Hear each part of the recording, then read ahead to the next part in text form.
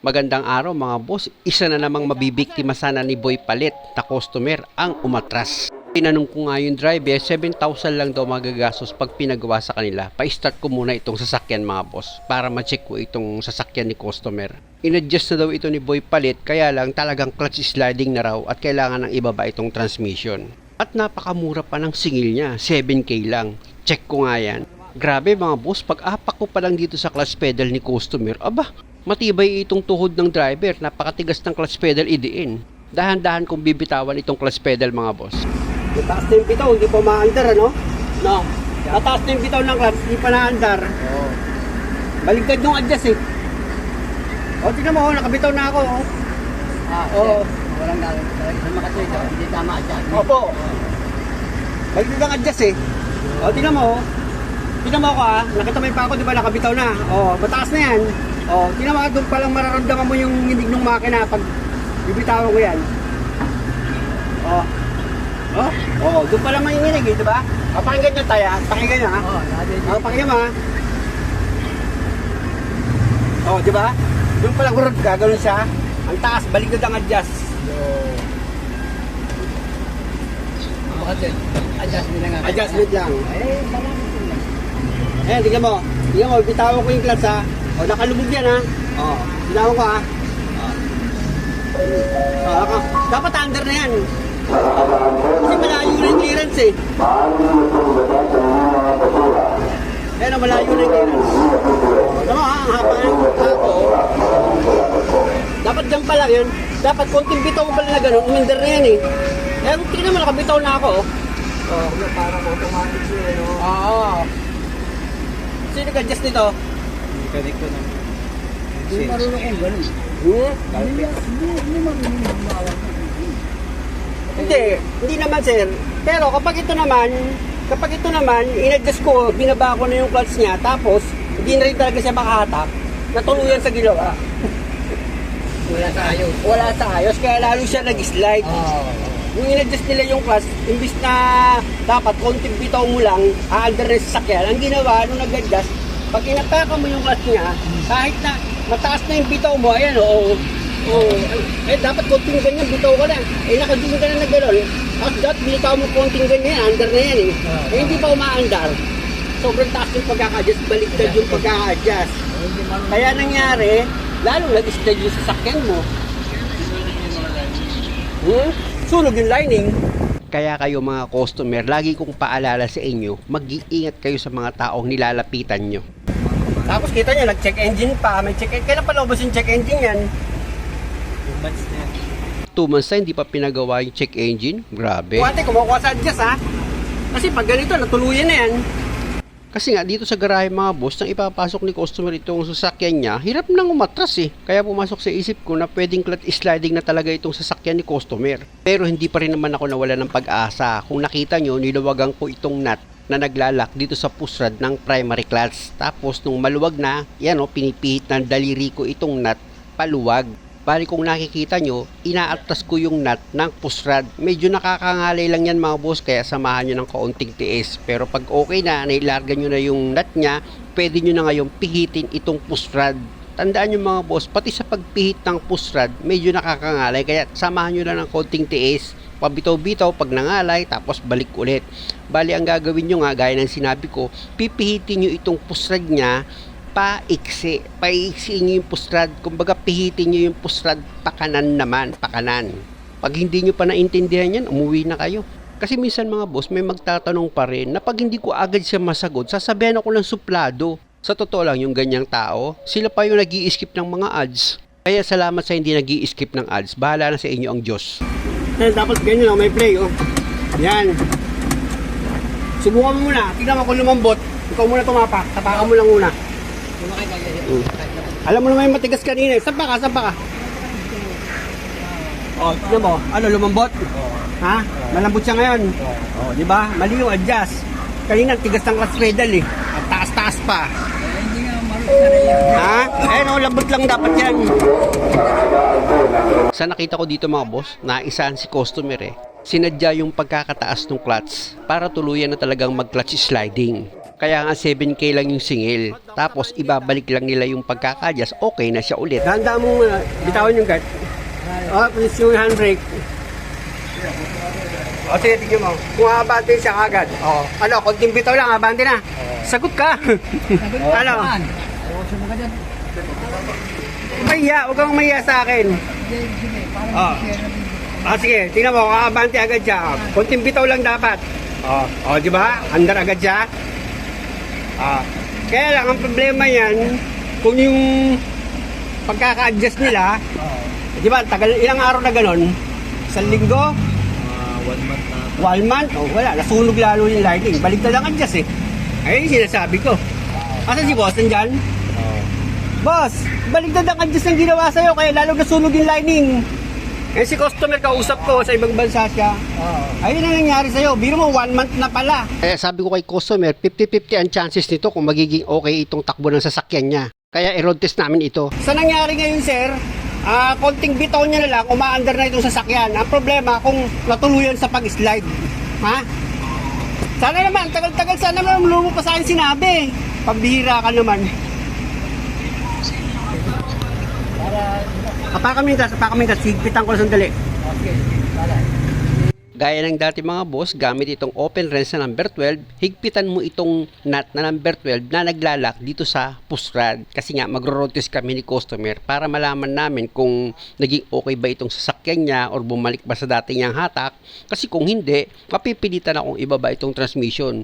Alam niyo mga boss, kaya umuulan dito sa lugar ko. Ngayon dumating yung bagyong CU1. Kaya sinabihan ko si customer na ipadala niya lang sa driver niya itong sasakyan niya. Dahil nga sa libre naman ako ngayon. Ayan mga boss, nahigpitan ko na itong nut. Ipatesting ko ulit yan. Cambio mo ulit.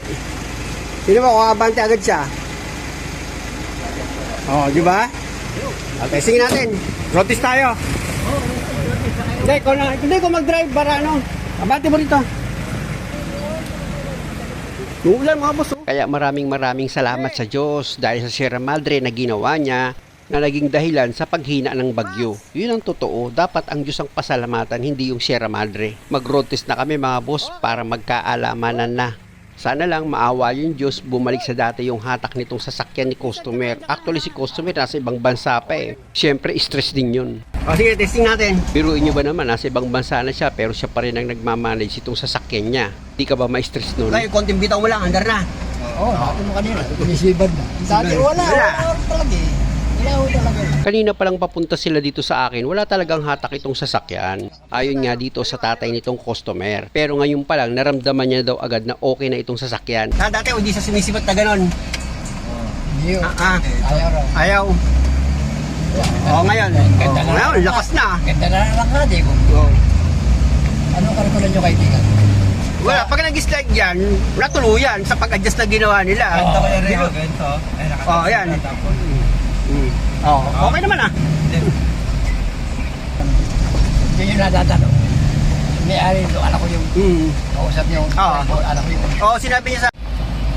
Ayun, kaya kayo natutuwa rin. Haba mo. Baba mo! Dito tayo, kaliwa tayo, haba mo yung takbo. Siyang makinig ka sa kanya. Ganyan. Kaya nakakalam niya.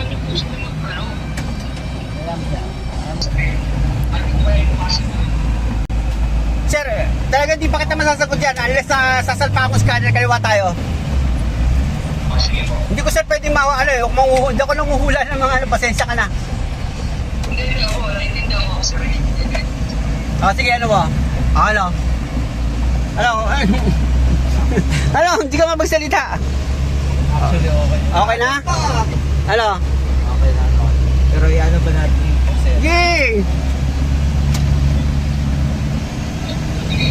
Isubok mo talagang doon sa sinasabi mo Ang gusto ko kasi mangyari mga boss, isubok talaga ng driver itong sasakyan niya dun sa talagang mararamdaman niya na talagang wala ba itong hatak or mahina na ba talaga tumakbo. Ayun ang gusto kong malaman dito sa customer. Kaya nga sabi ko sa kanya na habaan niya yung pag-road test na gagawin namin. Bagamat sabi naman nitong driver, okay na daw yung takbo ng sasakyan niya. Pero mas gusto ko na habaan niya yung gagawing pag-road test. Pero konting bitaw mo lang, di ba? Konting bitaw lang, umaandar na. Kanina pala si Polero na sa inyo rin sinisibat kaya ka na siya hindi niya nakita mo. Sinisibat na kaagad, di ka ako. Hindi, ganun kasi ako direct to the point ko. Ano yung problema dapat? Tama yun sa inyo. Tama yun sa inyo. Kaya ako talagang pinipili ko sa rings na ano, kahit saan sila magkano gusto mo, ibaba yung makina. Napako lang gumagawa lagi yung vlog yun. Nakasumay-boy po ako. Sabi ko, ikaw muna. Teka. Ganun ba? Basta tayo nyo sana mapagawa ko talaga. Kaya sa inyo gusto kong i-insist na mapagawa. Hindi, kaya lang ang problema kasi sir, isang buwan na pala niya napa-adjust na ganyan yan. Naka-apekto yun sa lining mo. Malaking epekto yun. Pero kung umpisa pa sana, na ano niya na, nagapan, Tama eh yun. biro mo, nakadinig din talagang ang taas ng clutch pedal eh. Wala akong magagawa doon kung masunog yan. Oo, tama sa inyo. Nandiyan ko yung side. Pagtapa ko pa lang kanina sa clutch pedal mo, tigas-tigas eh. Sabi ko, kaya nga tinanong ko kung pinagawa eh. Sinabi niya, in-adjust daw. Yun, baligtad ang adjust. Kaya nangyari, lalo nag-slide. Ayun ang nangyari sa inyo sir eh. Kaya lalo siya nag-slide. Kaya nga kanina sa amin lang, hindi siya makaakyat eh. Sa garahe, Hirap talaga sa inyo. hirap eh. Pero ngayon mga boss, sa pag-road-test na ginagawa namin, okay naman, nagkaroon naman ng magandang improvement yung takbo nitong sasakyan. Kaya observe mo to, kung talagang mag-slide pa rin yan, wala, baba talaga transmission yan. Ano muna natin yung driver, kasi siya yung magdidesisyon yan eh. Tama yun. Pero sa akin kasi, ang lakas umila eh. Oo, okay Sa ito ngayon sir, malakas siyang umila ngayon eh. Maganda na bata ko sa Oo, bata. tingnan mo, lakas kumakadyot pa nga eh. Di ba? Ang ganda na yun. Ang ganda yun. Hindi naman kasi kung slide ito, hindi mo ito mapapakadyot. Oo, tama yun sa inyo. Tama yun sa inyo. Yung internet na dyan, sir. Oo, sige, U-turn. So, nahan pa na ako. Maraming salamat. Ay, wala yun sir. Hindi nyo natatanong. Ako, 14 na taon sa kalsada, nagmotor. Oh, Oo, 14 anyos ako sa kalsada, nagmotor sa amin. Pero may isang saling, wala ako nasaling na big, kapwa ako big. Maingat ako eh. Oo. Maingat ako eh. Double ingat ang ginagawa ko eh. Oo. Muna nang katuwira ko. Importante sa akin, safe. Pati passenger ko, safe. Hindi ka maingat. Iningatan ka lang ng Diyos. Eh, isa ba, number 1 na nga po yun. Pwede tayo dyan, sir. Oo. Ay no, U-turn eh. Kaliwa ka dyan. Kaliwa tayo.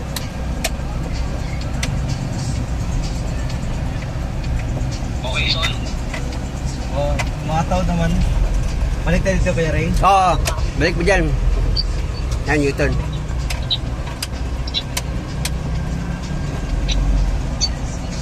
Nakita mo naman, di ba? Pag sliding yan, di mo naman mapapabelo ng ganun yan eh. Oo, siyempre. Ganoon din sir sa ano eh. Sabi dito, Ayan. dito sa... Cambio. Okay na yung bata. Oo, di ba? Ayos ang bata na. Okay na yung bata na. Oo. Sige na ako. Tumatalo na tayo ah. Ano, baka...